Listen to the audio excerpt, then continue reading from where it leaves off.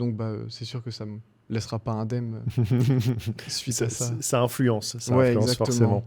Et donc, si tu pouvais revenir en arrière, admettons, tu redémarres ton stage, Ouais. et là, tu te dis, qu'est-ce que je pourrais faire différemment, peut-être ?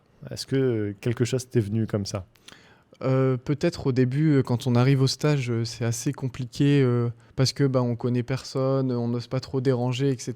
Et du coup, on reste un peu dans son coin et on est un peu attentiste, on attend que le travail arrive, etc.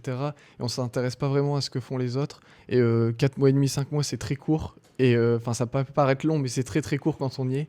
Et du coup, c'est vraiment de vivre le moment à fond et de prendre chaque instant pour vraiment pouvoir apprendre et grandir, quoi. Donc, C'est ça, pas hésiter à aller vers les autres, c'est ouais, ça c'est que tu ça, veux dire, quoi. exactement. Ouais, aller questionner, etc. Et c'est vrai que ça, c'est ce qui est important, au final, dans les stages, c'est de se nourrir des personnes qui nous entourent.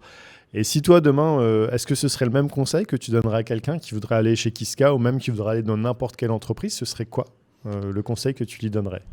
Moi, le plus grand conseil qu'on m'ait donné un jour, c'est de prendre de plaisir dans tout ce que tu fais, parce que ça se ressent tout de suite dans le process, mais surtout dans le résultat final. Dès qu'on prend du plaisir, d'essayer de trouver sa motivation dans chacun des petits projets qu'on fait, que ce soit dans le design ou même dans la vie en général, c'est vraiment quelque chose qui se ressent tout de suite. Et donc, prendre du plaisir dans ce qu'on fait, ouais, je pense que c'est le meilleur conseil. Plaisir et passion. Exactement. Tout à fait. Et du coup, maintenant, quand tu vois ce projet-là, donc là, tu l'as fait l'année dernière, donc c'était en novembre-décembre, c'est ça que tu as fait Oui, c'est ça, ce projet-là. Donc là, maintenant, on est en mars. Quand tu vois ce projet-là, avec le recul, qu'est-ce que ça représente pour toi ?